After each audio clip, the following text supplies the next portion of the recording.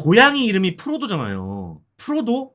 프로도면은 당연히 반지의 제왕이 나와야 되는 거 아닌가? 반지의 제왕 주인공 이름이 프로도잖아요. 프로도 베긴스. 왜 이렇게 지었을까 고민을 해봤는데 주인공 이름이 사미라란 말이에요. 사미라. 근데 영화를 자세히 보시면은 사미라를 줄여서 그 외국인들은 그 이름을 줄여가지고 앞에 있는 것만 따가지고 이 이름을 얘기한단 말이야. 사미라 하면 샘이잖아, 샘. 그러니까는 고양이는 프로도고 이 여자는 샘인 거야. 프로도하고 샘, 반지의 제왕에서도 프로도와 샘이 투탑이잖아. 투탑이 이제 거기까지 올라가는 얘기인 거 아니에요. 그 얘기를 그리고 싶었던 것 같아. 그래서 좋아요, 구독. 자, 원작이 있죠. 2018년에 나온 콰이어트 플레이스 1편이 있고 2021년에 나온 콰이어트 플레이스 2편이 있습니다. 요 2편에 이은 프리퀄 영화고 스피노프라고 보시면 되겠습니다. 콰이어트 플레이스 1편의 훨씬 전 이야기. 그러니까는 이 사건이 이 괴물들이 이 외계인들이 쳐들어온 첫째 날을 그리고 있는 작품입니다. 줄거리로 가볼게요. 자, 줄거리는요. 주인공 사미라 주인공 사미라라는 여자가 있습니다. 시한부 인생을 살고 있어요. 이제 곧 죽을 날이 얼마 남지 않았습니다. 그래서 시외 병원에서 고양이 프로도와 함께 살고 있습니다. 그 병원에서 단체로 마리오네트 공연을 보려고 시내로 가게 됩니다. 그때 간호사가 사미라한테 이제 얘기를 하는 거죠. 사미라, 함께 가지 않겠어? 난 가기 싫어요. 가면 좋을 거야. 그러면은 제 부탁이 있어요. 피자를 먹어도 될까요? 나가서 시내에서 피자를 먹고 와도 될까요? 오케이. 그럼 같이 가는 거죠? 오케이. 갑시다. 그래가지고 끌고 나간 거죠. 시내로 가게 됩니다. 피자를 먹기로 약속을 하고 공연을 보던 도중에 간호사한테 연락이 옵니다. 긴급하게 연락이 와.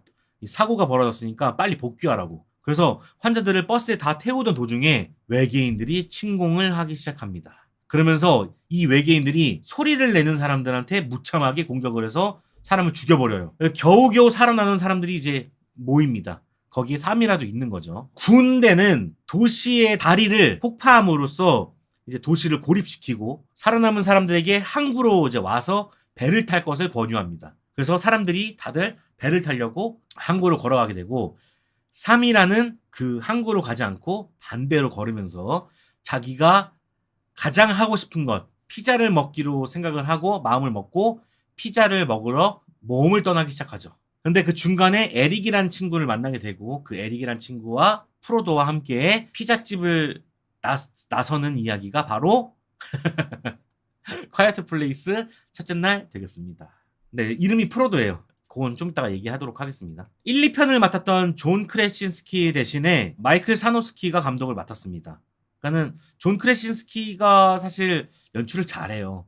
1편 보면 다들 아시겠지만 연출을 잘하는데 요번에 스피노프는 빠지게 되면서 제작에만 참여하는 걸로 알려졌고요. 그리고 이 마이클 사노스키가 맡았던 그 영화는 피그라는 영화가 있습니다. 피그라는 영화는 어떤 영화냐면 제가 2022년에 올해의 최고의 영화로 뽑았던 1위 영화가 피그입니다. 남들은 다 별로라고 했지만 나는 1등으로 뽑은 영화가 피그였거든요. 근데 그걸 맡은 감독이 바로 이 감독이에요. 피자 바이럴 시나리오인가요? 맞아요. 맞다고 볼 수 있어요. 자, 이 영화도 세 개로 쪼개볼 수가 있는데요. 초반 사미라라는 사람, 그 사람이 사는 세계, 그리고 캐릭터를 잘 보여주고 있고요. 그리고 중반으로 가면은 이제 생존과 모험이 기다리고 있고, 후반부로 가면은 이제 사미라가 그 피자를 얻는 과정, 목표를 이루는 과정, 그것이 담겨 있습니다. 그리고 그 목표에는 에릭을 살려서 보내는 것, 그것도 포함되어 있죠. 자, 저는 어떻게 봤느냐. 흥미롭게 봤습니다. 일단 콰이어트 플레이스 시리즈를 워낙 좋아해서 기대가 됐어요. 거기다가 첫째 날을 다루고 있다는 점에서 굉장히 흥미로울 수밖에 없죠. 당연하죠. 별개로 삶의 의미에 대해서 말하는 영화라 색달랐다고 생각합니다. 예상한 것과는 완전히 반대로 넘어갔어요. 그래서 참신했다고도 볼 수 있어요. 그런 영화로 봤고, 근데 좋게 봤던 것과는 좀 달리 솔직히 좀 많이 아쉬운 작품이기도 합니다. 좋긴 좋은데 아쉬움도 있어. 왜냐, 일단 콰이어트 플레이스를 보러 가는 사람들의 목적을 한번 생각해 봅시다. 콰이어트 플레이스를 도대체 사람들이 왜 돈을 주고 극장에 가서 볼까? 첫 번째로는 역시나 크리처겠죠. 크리처를 보고 크리처에 대항하는 인간들, 크리처와 싸우는 모습들 이런 것들을 보고 싶어서 아마 갔을 거예요. 자, 그리고 두 번째로 영화 제목이 첫째 날이란 말이에요. 그렇다면은 크리처가 이 괴물들이 왜 생겼는지 이유 같은 것들, 얘네들이 왜 여기에 왔을까? 왜 침공했을까? 얘들은 뭘까? 이런 이유들, 그리고 이 세계가 어떻게 서서히 메말라가고 망가져가는지 궁금할 거라고 생각합니다. 첫째 날이니까. 그래서 아마 사람들은 보러 가지 않았을까? 외계인들이 왜 왔는지에 대해서도 원인을 밝히고 얘네들이 뭔지도 좀 밝히고 그러면서 괴물들과 싸우는 이야기를 아마 그렸을 거야. 사람들은 대체로. 나도 그랬으니까. 뭐 공포도 마찬가지죠. 공포도 느끼려고 갔겠죠. 그것도 맞습니다. 근데 보기 좋게 관객들의 기대를 실망으로 돌려놓는 영화였다고 생각을 해요. 궁금한 점을 속 시원히 긁어준 작품이 아니라 다른 이야기를 들려주기 때문에 그런 측면에서 매우 아쉽다는 생각이 들 수밖에 없습니다. 그러니까 이 영화에 대한 편견을 내려놓고 보면은 휴먼 드라마로서 나쁘지 않습니다. 하지만 콰이어트 플레이스라는 이름을 내걸었을 땐 그게 반감으로 다가온다는 게 문제인 거예요. 그래서 저는 좋았지만 아쉬웠다라는 표현을 해야 될 것 같습니다. 크리처 발만 담궜다 뺀 영화, 뭔가 이런 얘기가 나오잖아요. 사람과 괴물이 싸우지 않고 도망감. 네, 맞습니다. 맞아요. 어쩔 수 없다고 생각합니다. 이거는 콰이어트 플레이스 첫째 날이 가져야 되는 숙명과도 같은 그런 결과라고 볼 수 있겠어요. 자, 일단 좋았던 점부터 말씀을 드리겠습니다. 사운드를 예를 들 수밖에 없을 것 같습니다. 사실 콰이어트 플레이스는 이제 이 시리즈는 가장 큰 장점이 사운드입니다. 이번 역시 사운드를 활용한 공포가 아주 좋았다고 저는 생각을 합니다. 그러니까 사운드가 주는 긴장감이 대단해서 나도 숨죽이게 되고 귀를 기울이게 되죠.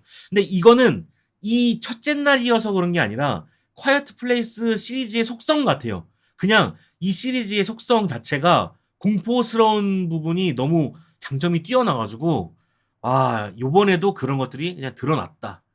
요렇게 보시면 될 것 같고, 특히 이번에는 그 외계인들이 떼거지로 막 이동하는 장면들이 많단 말이에요. 그때 그 둔탁하고 막 두드리는 그 소리의 무게감이 굉장히 좋았어요. 뭔가 압도된다고 해야 되나? 막 지나갈 때, 예를 들면은, 뭐 저는 그런 경험이 없지만, 집에서 막 천장에 쥐들이 막 돌아다닌다고 하잖아요. 옛날 집들. 뭐 그런 느낌을 받았어. 되게 공포스러운 느낌. 예. 그런 것들을 아주 큰 사운드로 들으니까, 이건 영화관에서 봐야 되는구나. 라는 생각이 들었습니다. 그리고 또 이제 사운드를 활용한 연출들도 되게 좋았는데, 이 천둥 소리에 맞춰서 막 킥을 한다던가, 막 샤우팅하는 부분이 있거든요. 으아! 절규하는 장면이 있어. 막 그런 부분들도 결국 소리를 이용해서 한 거라서 되게 좋았고, 비슷한 장면으로는 그 분수대 안에 들어가가지고 그 아이가 지내는 그런 모습들도, 그 아이디어도 되게 신선하고 재밌었던 것 같아요. 이건 진짜 똑똑하다라는 생각이 들었고, 그리고 또 이제 프로도가 문제야. 프로도가 고양이기 때문에 이 고양이가 언제 소리를 낼까 난 너무 노심초사하고 봤거든요. 고양이가 맨날 야옹 야옹 하잖아요. 여러분들도 길고양이 가다가 이제 만나면은 고양이들이 항상 그런 소리 내잖아. 난 그것 때문에 막 심장 떨리더라고. 고양이가 소리 낼 것 같아가지고. 그게 가장 긴장감이 높았다고 생각이 듭니다. 그리고 빌드업도 좋았다고 생각을 해요. 좀 소개를 할게요. 이 줄거리를 좀 딥하게 소개를 하면은, 뉴욕의 평균 소음이 90데시벨이 넘는다는 자막이 이게 나오게 되면서 소음 문제가 심각하다는 걸 알려주고, 이 뉴욕 자체를 고통받는 도시처럼 표현을 하게 됩니다. 그걸 묘사하게 되죠. 그리고 시한부 인생을 사는 여자가 나오게 되고요. 이게 죽음을 앞두고 있으니까 굉장히 부정적이에요. 시를 통해서 알 수가 있죠. 되게 막 막 욕을 엄청나게 한단 말이에요. 극장 안, 그 마리오네트 공연을 했던 그 극장 안은 뉴욕과는 달리 매우 조용하고, 사람들은 이제 마리오네트 공연을 보면서 아주 집중하게 되죠. 조용하니까 집중하게 되는 거예요. 그때 이제 풍선이 탁 터지는 소리가 나면서 사건이 시작됨을 알리죠. 자, 외계인들이 침공을 하면서 모든 사람들의 죽음의 시기가 3일하고 똑같아집니다. 그러니까 앞당겨지는 거예요. 나만 원래 죽는 거였는데 모든 사람이 죽는 구조가 돼버린 거예요. 그러니까 더 살고 덜 살고의 의미가 사라지게 되는 거죠. 내가 만약에 루저처럼 생각을 했다면, 죽음이 빨리 와서 루저처럼 생각을 했던 3일이라면 죽음이 다 같아져 버리니까 이 동등해져 버리는 거야. 사람들은 살려고 이제 항구로 향하게 되는데, 3일라는 모두가 공평해진 죽음 앞에서 하고 싶은 걸 선택해서 피자집으로 향하게 되죠. 정반대의 길을 걷게 돼요. 같아지니까 반대의 길을 걷게 되는 거예요. 자, 조용한 도시에서 에릭과 깊은 우정이 싹트게 됩니다. 이게 서로가 깊숙하게 들여다보게 되는 계기가 생기는데 이건 마리오네트 공연하고도 비슷한 거예요. 이거 난 비유했다고 생각을 하거든요. 조용해지니까 집중하게 되는 거지. 마리오네트 공연에서도 조용한 가운데 마리오네트가 막 공연을 하죠.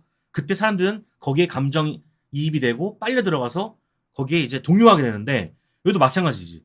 도시가 조용해지니까 소음이 사라지고 그러다 보니까 사람들한테 집중하게 되고 그래서 그 사람과 우정을 쌓게 되게 되는 거죠. 그리고 마트에서 얻어내는 건 결국엔 아이러브 뉴욕이라는 가방이었어요. 고통받는 소음 천지라도 소통이 필요한 사람들이라도 결국 그녀는 뉴욕을 사랑한다라는 식으로 표현을 하게 됩니다. 막 이런 식으로 군더더기 없이 자신들의 메시지를 차곡차곡 쌓아나가는 어떤 측면에서 영리하다고 생각했어요. 되게 영화가 완성도 있다고 생각했어. 자기가 하고 싶은 말을 한 단계 한 단계 밟아 나간다는 되게 쓸데없는 화면이 없을 정도로 되게 차곡차곡 쌓아나간다는 느낌이 들었어요. 역시 피그 감독답다라는 생각이 들었거든요. 피그도 보면은 거의 주인공이 말을 하지 않아요. 말을 하지 않는데 말을 하지 않는 상황에서 돼지하고 우정을 쌓아가거든요. 거의 비슷해. 이 말 없는 거에 대한 어떤 장인이라고 해야 될까? 그런 것들은 너무 좋습니다. 그래서 이런 휴먼 드라마를 그리고 자기의 어떤 메시지를 알리는 데는 정말 최고였다. 이런 생각이 들었고 그런데 아쉬운 건 그렇게 빌드업을 쌓고 그렇게 사운드가 좋고 해도 결국에 내가 원하는 게 아니라는 거야.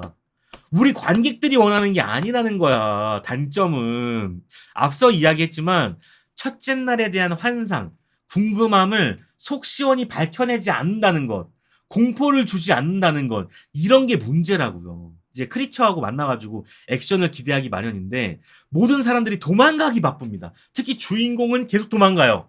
도망갈 수밖에 없지. 그게 그 내용으로는 맞으니까. 근데 사람들이 원하는 건 도망가는 게 아니에요. 맞서 싸우는 거지. 승리의 역사인 거지. 패배의 역사가 아니란 말이야. 그리고 우리가 대형 영화에서 바라는 거는 오락거리 같은 것들이에요. 볼거리, 들을거리 이런 것들인데 그런 것들을 하나도 안 보여준다는 거죠. 뭐 볼거리가 나오긴 하지만 그 수가 굉장히 적죠. 예, 아까도 누가 말씀해 주셨는데 크리처를 담갔다 빼는 정도예요. 근데 또 그것도 있어요. 제가 말했잖아요. 많이 보여주면 익숙해져. 그러면 안 무서워져. 그래서 더 숨긴 걸 수도 있어. 뭐 어떻게 보면 영리하다고도 얘기할 수도 있는 거죠. 그런 점들이 모이다 보면 흥미가 떨어지고 이제 서사까지 와닿지 않게 되면은 그냥 조용한 영화가 돼버리니까 굉장히 졸릴 수밖에 없습니다. 이 작품은.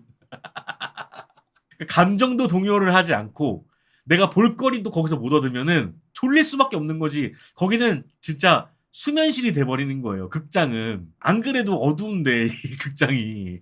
그리고 이 콰이어트 플레이스는 팝콘 먹는 소리가 다 들린단 말이에요. 그래서 다들 숨죽이고 있어요. 그래서 숙면이 가능하다. 저 진짜 중반부부터 졸았어요. 그 뭔지 알겠어. 뭔지 알아. 인간들끼리도 갈등 요소 없죠. 예. 초중반 졸음. 그게 문제니까 우리가 이 난리를 치죠. 휴먼 드라마, 공포 장르가 조합. 여기서 오는 메시지 등등 그런 것들을 제쳐두고 콰이트 플레이스를 좋아하는 팬들은 니즈는 전혀 채워주지 못했는데요. 맞아요. 그게 문제라는 거야. 이 영화의 단점은 그거예요. 이거는 받아들여야 돼, 얘네들이. 또 이게 조금 더 세심하게 들어보면 소리에 대한 기준이 되게 애매해요. 그래서 이 개연성에 대해서 좀 따지게 되다 보면 골치 아플 수가 있습니다. 이 소리가 어떤 거는 막 괴물들이 막 오고 어떤 거는 괴물들이 안 오고 막 이러니까는 뭐지? 막 이런 생각을 하게 된단 말이지. 그거는 2에서도 있었는데 3에서도 그런 것들이 잘 드러난 것 같습니다. 몇 데시벨을 넘어야 도대체가 오는 건지 그런 것도 나와줬으면 참 좋았을 텐데. 그래서 저도 알아요. 많은 사람들이 잤다는 그런 리뷰들이 많더라고. 제가 말했잖아요. 저도 그건 잘 안 되는 건데 어떤 영화가 나오면은 그 영화를 기대하는 바가 생겨. 그리고 그 기대하는 바를 충족시키길 원해. 근데 그걸 충족이 되면은 사람들은 좋아하는 거고 충족이 안 되면은 배신으로 다가온다고. 제가 매번 얘기하잖아요. 매 화마다 얘기하잖아. 라이브 방송 때마다. 가장 좋은 건 이게 영화를 많이 보실 분들을 얘기하는 거예요. 영화를 많이 보고 많이 즐기실 분들. 그분들은 영화에 대한 정보를 아예 끄는 게 제일 좋습니다. 아예 영화에 대한 정보를 끊는 게 좋고 아무런 선입견을 가지지 않는 거야. 포스터도 안 보고 예고편도 안 보고 그냥 제목이 마음에 들어서 그냥 가는 거랑 똑같은 그게 사실 제일 좋아. 그래야 보면서 기대감을 갖게 되거든. 근데 내가 선입견을 먼저 만들게 되면은 근데 그게 참 쉽지 않아. 나도 마찬가지지만 어떤 영화는 선입견을 가지고 보고 어떤 영화는 선입견을 안 가지고 본단 말이에요. 근데 선입견을 가지고 봤을 때 실망하는 그러니까 특히 상업 영화들은 그렇죠. 큰 대형 영화들은 자꾸 그런 게 생겨. 내 마음을 좀 충족시켜줘 막 이런 게 생긴단 말이야. 근데 헐리우드가 그걸 잘 하려들진 않아요. 예, 그래서 앞으로도 영화를 재밌게 보시려면 내가 변하는 게 제일 속 시원하다. 걔네들한테 기대하는 것보다 실망감이 더 커져. 아니 진짜 오죽하면 감독이 피그 감독이라 그런지 상업 영화가 아니라 콰이어트 세계관만 가져온 독립 영화인 줄 알았다니까요. 그래서 난 좋았다는 거거든. 그러니까 이게 완성도를 보느냐 그런 건데 이게 그쵸 그런 생각하면 아쉽죠. 그게 시리즈 영화의 한계 같아요. 맞습니다. 공식처럼 되는 게 시리즈물 한계. 더넌도 공식처럼 나오니 지루해지죠. 그래서 어떻게 보면은 좋은 선택이라고 생각하고 존 크래신스키가 아마 그걸 원했을 거라고 생각해. 존 크래신스키는 그냥 볼거리만 제공하는 영화를 만드는 사람은 아니거든요. 근데 그 사람은 내용과 소재를 둘 다 잡았잖아. 근데 내가 볼 때 콰이트 플레이스 첫째 날은 스피노프로 간 게 아마도 그 이유 때문이지 않을까. 콰이트 플레이스에 보충을 한다는 느낌보다는 하고 싶은 얘기가 더 있었다. 근데 그 하고 싶은 얘기가 3편에 들어가려면 볼거리도 만족시켜줘야 되는데 볼거리가 충분하지 않으니 스피노프로 바꾼 것이 아닌가라는 생각이 들어요. 그래서 여기 보면은 원한이 존 크레친스키하고 마이클 사노스키 둘이서 한 거야. 이거 보면 알 수 있잖아. 그냥 그들이 하고 싶은 말이 더 있었어. 근데 그걸 3편으로 내면은 욕 디젤나게 쳐먹고 이 시리즈를 붕괴시킬 것 같으니까 프리퀄로 갔다. 나는 그렇게 생각해요. 아마 이게 맞을 것 같아. 만약에 이 소재로 3편이 나왔다? 아마 욕 많이 먹었을 거야. 진짜 놀라운 게 자이먼 혼수는 거의 나오지도 않잖아. 진짜 놀라웠어. 난 되게 신박했어. 첫째 날이라는 부제를 제대로 활용했냐에 대한 것도 굉장히 크나큰 의문이 들고요. 첫째 날 콰프 세계관이 탄생했던 바로 그 첫날에 대한 기대감을 제가 너무 가져갔던 것도 문제겠지만 근데 저도 마찬가지. 저도 기대감을 너무 많이 가져서 아까도 그런 측면에서는 너무 실망이에요. 너무 아쉬웠어. 나는 진짜 뭐가 있을 줄 알았거든. 그 예고편 보면은 진짜 너무 잘 만들었잖아. 그래서 나는 진짜 뭐가 있을 거라고 생각했는데 하나도 없어서 정말 너무 신기했어요. 다른 의미로 너무 신기했어. 분명히 데이 원 첫째 날인데 소리에 반응한다는 특성과 물에 약해 수명을 못한다는 약점을 알고 있는 등 그런 과정들도 전부 진부한 맞아요. 그래서 첫째 날 그러니까 부제가 너무 의미심장하고 너무 재밌게 만들어놔가지고 그리고 제가 또 이제 기타로 좀 준비한 얘기가 있는데 고양이 이름이 프로도잖아요. 그래서 나는 프로도면은 당연히 반지 제왕이 나와야 되는 거 아닌가? 반지 제왕 주인공 이름이 프로도잖아요. 프로도 베긴스. 왜 이렇게 지었을까? 고민을 해봤는데 주인공 이름이 사미라란 말이에요. 사미라. 근데 영화를 자세히 보시면은 사미라를 줄여서 그 외국인들은 그 이름을 줄여가지고 앞에 있는 것만 따가지고 이 이름을 얘기한단 말이야. 사미라 하면 샘이잖아, 샘. 그러니까는 고양이는 프로도고 이 여자는 샘인 거야. 프로도하고 샘 반지의 제왕에서도 프로도와 샘이 투탑이잖아. 투탑이 이제 거기까지 올라가는 얘기인 거 아니에요. 그 얘기를 그리고 싶었던 것 같아. 절대 반지를 파괴하려는 임무를 맡은 프로도와 샘이 있다면 여기는 피자를 얻으려는 목표를 이제 수행하는 프로도와 샘이 있는 거지. 뭐 그런 게 아닐까라는 생각이 들어요. 진짜 피자 원정대야. 피자 원정대. 근데 저는 또 그런 것도 생각해요. 물론 피자를 그러니까 이게 되게 그냥 딱 한 줄로 남겨보자면 진짜 피자 원정대거든요. 영화 자체가. 그런 걸로 보면 너무 유치하고 좀 재미없다고 생각은 하지만 시한부 인생을 살면서 자기가 가장 마지막에 하고 싶은 것이 있다면 그게 뭘까 생각했을 때 피자일 수도 있겠다라는 생각도 들면서 이게 가볍지만 또 생각해보면 또 무거운 그런 여러 감정이 드는 주제가 아니었나라는 생각을 해봅니다. 결론은 콰이어트 플레이스 첫째 날은 저에게는 재미있기도 했지만 매우 아쉬운 작품이었다. 시리즈물로서 그런 생각이 들었고 그리고 피자가 너무 먹고 싶어지는 그런 영화였다. 저도 피자를 좋아하거든요. 근데 피자를 먹으면 이게 소화가 잘 안 되는지 설사를 좀 하는데 제가 제일 좋아하는 거는 그 치즈 피자. 제일 기본. 소세지 올라가는 그 있잖아. 그거. 그 두 개가 제일 그리고 이제 정말 정말 비싼 거 먹어야 한다 그러면 이제 콤비네이션 피자. 아. 이렇게 세 개만 먹습니다. 딴 건 안 먹어요. 딴 거는 오리지널리티가 떨어져. 그래서 이거 세 개만 먹어보면은 이 집 피자 맛을 알 수가 있습니다. 수준을 알 수가 있어. 그래서 이 세 개만 먹으면 되고 그리고 제가 제일 맛있었던 피자는 미국 미국 본토에서 먹었던 그 길거리에서 먹었던 1,500원, 3,000원 뭐 이쯤 했던 조각 피자 이따만 했던 거. 그 제가 영상으로도 남겼는데 뉴욕에 간 거 있고 뉴욕에 LA 간 거 있거든요. LA 가서 그걸 먹었던 피자. 딱 그거 주고 고추 피클 딱 하나. 그게 먹고 싶어지는 영화였습니다. 페퍼로니 피자. 그래요. 페퍼로니 콤비네이션 치즈. 이게 세 개야. 이 세 개. 피자는 그거. 의문의 피자 체인점들 승. 영화 보고 피자 보러 간 사람들 많아. 백보이 진짜로? 백보이 안 먹어봤어요. 근처에 없어가지고. 하와이안 피자는 묵은 보나요? 맞아요. 저는 하와이안 피자. 파인애플 왜 구워, 이씨. 이런. 전 제일 좋아하는 디트로이트 피자랑 시카고 피자도 맛있긴 맛있더라. 디트로이트 피자는 뭐예요? 도 다 먹죠. 아유, 도 다 먹어야지. 파인애플 피자 이탈리아 사람이 보면 경 아파. 저도 근본을 많이 따지는 사람이라서 디트로이트 피자 먹어봤어요. 저도 오래 먹어본 것 같아요. 저 아내가 사줘가지고. 그게 디트로이트 피자구나. 자, 여러분들 이거 영화 보시고 피자 드시길 바라겠습니다. 되게 만족감이 클 거예요. 피자에 대한 만족감이 되게 클 거예요.